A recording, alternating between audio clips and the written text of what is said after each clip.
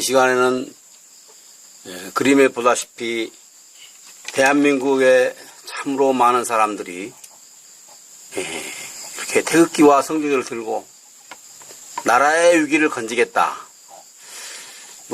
나라의 위기를 건지겠다 하는 말에 대해서 아마 상당히 이해를 많이 하고 계실 것입니다.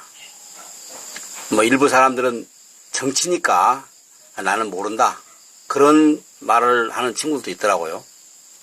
그런데 이와 생명을 건 국민의 저항의 효과로 온 국민이 지금 동참을 해야 될 그런 상황에 있습니다. 그래서 변함없는 트럼프의 지지와 또 국제정세에 편승해서 이러한 성조기와 태극기를 들고 안보를 알리는 이런 노력도 여전히 중요한 역할을 한다고 봅니다. 그래서 국제형사재판소에다가 제소를 해서 그런 효과가 더 많이 따르는데, 하여튼 이런 노력들까지 포함해서 국민 저항이 참 위대한 역사를 지금 창출하고 있다. 그런데 우리가 대통령으로 뽑은 사람들이 나라를 이북에 넘기기 위해서 미군 철수를 여러 가지 방법으로 제안을 했다가 김대중이는 평화협정을 해서 미군 철수를 하라, 부시가 빠꾸를 했습니다. 노무현이도 우리나라도 이제 자주국방할 수 있는 나라다, 그렇게 해가지고 하여튼 그核심이 중요한 것이죠. 진정이라면 좋지만核심이 나쁘다고 하는 것은 이제 만천하에 알려졌습니다. 근데 어떤 사람들은 귀를 막고 지금 안 듣는데, 전두환, 이명박 이런 사람들이 다 좌파를 청소 안 하고 안보 방치를 해놓은 결과 이제 문재인이가 중국에 가서 사드 배치 이런 산부를 약속했습니다. 자, 나라가 지금 심각하게 가고 있습니다. 그래서 반미운동을 하고 또 북을 위한 언행들을 지금 많이 하는데도 지금 괜찮다, 그거는 못 막고 있는 것이죠. 북한에 그다음에 차와 자녀들을 따로 만드는 이 돈 많은 사람들, 이런 사람들이 가서 그렇게 만들어 놓고 이제 북한에 매여 있는 것이죠. 야간 우리가 미군 철수라는 이러한 방법을 통해서 나라를 지금 망쳐가고 있는 상황을 우리는 이해를 해야 될 것입니다. 일부 집회하는 사람들뿐만 아니라 온 대한민국 사람들이 이걸 이해를 해야 됩니다. 이 평화협정 자주국방이 미군 철수 후에 어떤 것이 나타날 것인가에 대해서 우리가 이해를 하고 있어야 한다는 것이죠. 자, 저는 필리핀을 20번 왕복하고 필리핀에 와서 5년 이상 살았습니다. 필리핀 사회의 현실을 보니까 내가 잘 알고 있는 부분입니다. 미군 주둔으로 인해서 아시아 2대 강국이었습니다. 일본 다음으로 잘 살았습니다. 한 필리핀 사람이 한국 갔다 와가지고 한국에 그렇게 못 사는 나라가 이렇게 잘 사는데 우리나라는 뭐냐 하면서 참 통탄했다는 얘기를 제가 직접 들었습니다. 그래서 미군이 있기 때문에 외국인 투자가 안정해갖고 경제성장이 이루어지는 거죠. 필리핀 사람들이 장충체육관을 지어줬습니다. 그때 장충체육관을 지을 때는 우리나라는 그런 기술도 능력도 없었습니다. 지금 장충체육관 얼마나 큽니까? 그러나 그때로서는 아주 큰 체육관이었죠. 그래서 가난한 박정희가 필리핀 대통령 만나려고 하니까 가난한 나라 대통령 만나면 돈 달라고 할 건데 안 만난다. 그래서 거주다가 거벌당했습니다. 필리핀이 잘 사는 나라였어요. 그런데 필리핀에 미군 철수를 하게 됐었습니다. 복잡한 얘기인데. 그래서 미군으로 자주국방한다. 국민들이 대환영을 했습니다. 미군이 있어가지고 나라가 어쩌고 소년 2명이나 죽이고 어쩌고. 그래서 미군 철수해서 나갔습니다. 그러니까 불안한 나라에 외국 자본이 있을 수 없는 것이죠. 자주 빠져나가죠. 그 나라나 그런 것이 아닙니다. 한국이 미군 철수를 하면 똑같은 현상이 나타난다고 하는 것에 대해서 국제정세는 대만, 월남 같은 상황을 통해서 잘 알고 있습니다. 미국과 관계하는 나라는 안정되어 잘 살고 있습니다. 그래서 지금 필리핀은 사회 혼란, 중국이 무시하고 미군이 나가면은요, 중국이라든지 일본이 무시하고 들어옵니다. 어쩔 수 없는 상황이에요. 국제관계는. 그래서 필리핀은 무기를 소지한 반군이 82개 도가 82개 도입니다. 우리나라는 8개 도라는데 82개 도가 정권 탄압을 위해서 항상 준비하고 있습니다. 반군들 어렵게 살아요. 어렵게 살아요. 지금 어렵게 살지만 언젠가 한번 정부를 물리치고 총을 들고 정부를 물리쳐야겠다고 여러 가지로 지금 그 어려운 상황에 살아가고 있습니다. 그 다음에 민다나오라고 하는 무슬림이 들어와서 아주 강력했는데 지금은 대통령하고 평화협정 맺고 좀 조용합니다. 그 다음에 마약단, 밀수, 마약단, 사회가 복잡합니다. 그래서 마약단을 지금 처형을 국가에서 계속 하고 있거든요. 경찰도 많이 죽고. 자, 모든 기관이나 슈퍼마켓까지 총기를 들고 있습니다. 죽여도 좋다는 얘기죠. 법적으로 죽여줬습니다. 총기가 흔한 나라입니다.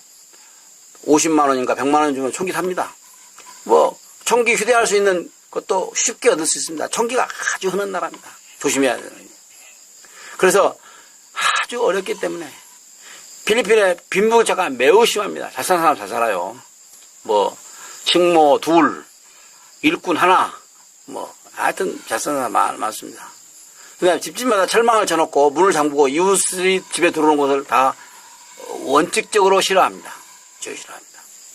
그래서 외국에 나가야 산다. 국민의 1%가 외화벌이를 해야만이 생활을 유지할 수 있는 나라가 지금 필리핀입니다. 큰 나라입니다. 이 경제가 망하고 이렇게 되니까 정권 반군이나 무슬림, 마약단 이런 것들이 있어가지고 정치하기 힘듭니다. 또 정치가들은 부정부패가 그냥 공인돼 있는 거죠. 해도 괜찮아. 우리나라 같으면 그냥 감옥도 가라는데 이런 나라, 이런 수준의 나라가 돼야 한다는 거죠. 이제 한국이 미군 철수를 하게 되면은 북괴와 연결해서 평화협정을 맺고, 그런데 그렇지 않습니다.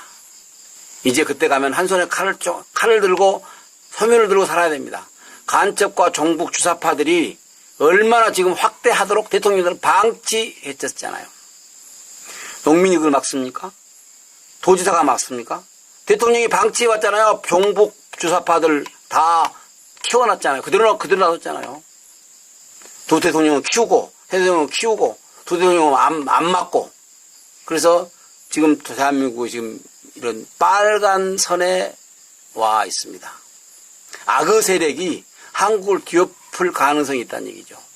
근데 미군이 있습니다. 지켜봐야 될 일입니다. 이게 중요한 부분입니다. 미군 철수가 되면 외국 자본 나가고 극도로 가난한 필리핀처럼 한국도 안 될 수가 없는 것이죠. 국민들이 분열하고 서로 죽인다. 내부의 갈등 고초. 이거는 말할 것도 없는 거고.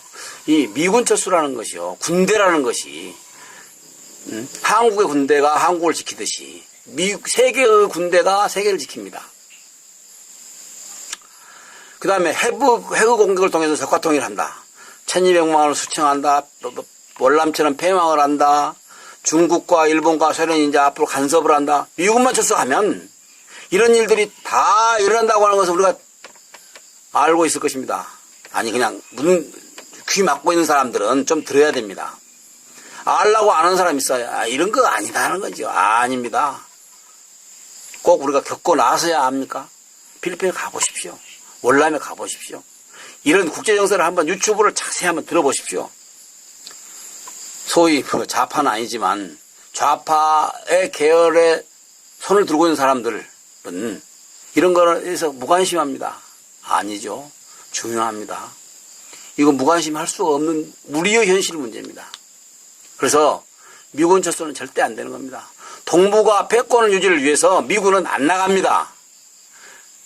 김대중이 그렇게 나가라고 했잖아요. 대통령 노무에 가서 나가라. 우리 제주국방은 다 나가라는데 이 나라들이 안 나가요. 미군 기지가 48%가 한일에 있는데 그 사람들이 쉽게 철수를 안 해요. 지금 그 사람들 계획이 있는데 그 쪼마리 조그마한 나라 대통령이 와서 말한다고 들어주겠어요?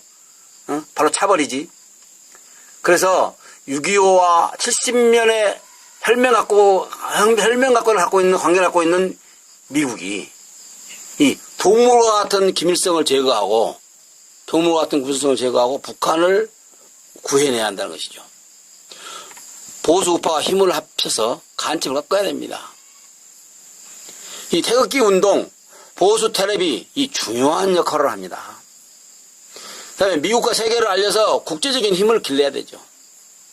하나의 목소리 같은 태극기를 힘을 모아서 이 우수한 한국의 미래를 보여줘야 한다는 것이죠.